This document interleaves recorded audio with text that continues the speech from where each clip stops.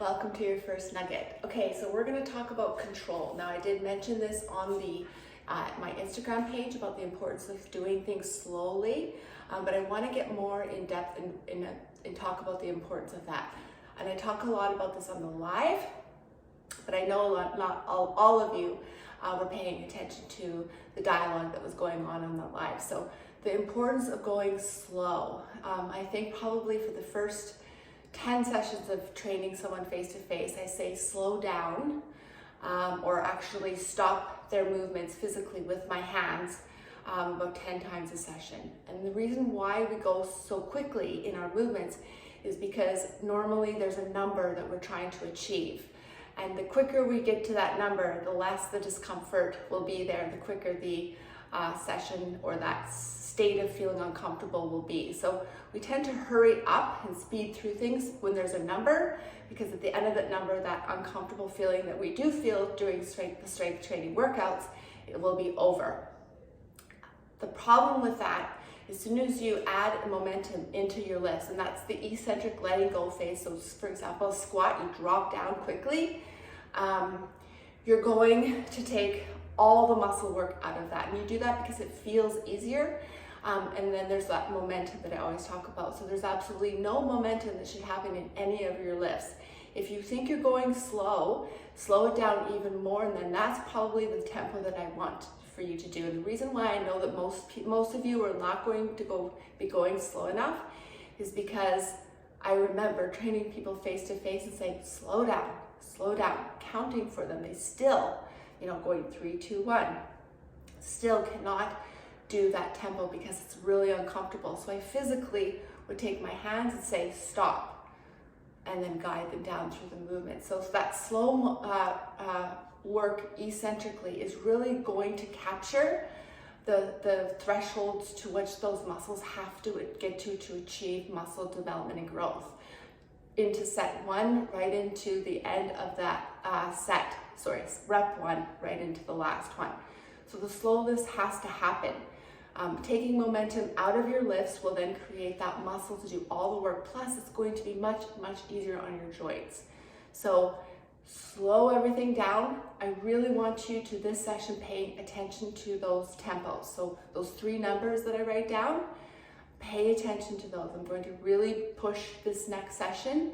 The last few reps being really slow. So we call those negatives, and those negatives are really going to make a huge reaction and cause a lot of pressure on those muscles. So we're really going to ask you to focus on those.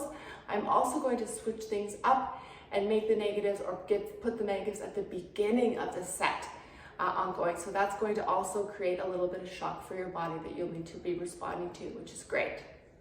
Let me show you the tempo at which the squat should be performed in a safe manner and the most effective way to get the most out of it.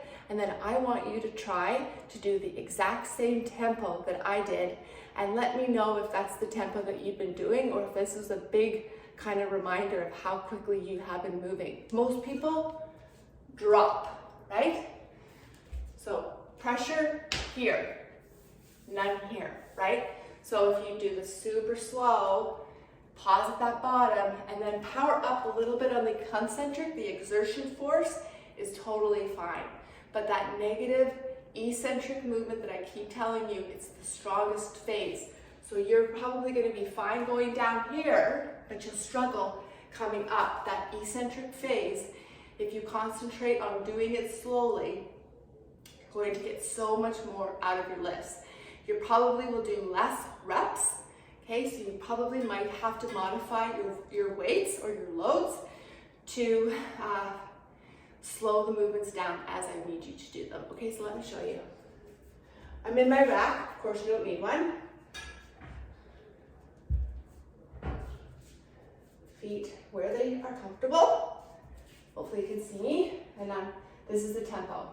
3, 2, 1. Pause for 2 count. Pop up. 3, 2, 1, 2, 1. Pop up. 3, 2, 1. Hold for a moment, come up. Now, I'm okay with you coming up and squeezing your quads at the top, but please don't pause to rest. Okay, so slow, hold, pop up, Squeeze your quads, come back down. Don't come up here, in between, and take steps, or take a pause to rest. Muscles stay under contraction the entire set. So you're probably gonna have to adjust loads to do this the most effective and efficient way. Slow, hold, pop up, 3, 2, 1, pop up. Squeeze the quads on the way up, but don't rest.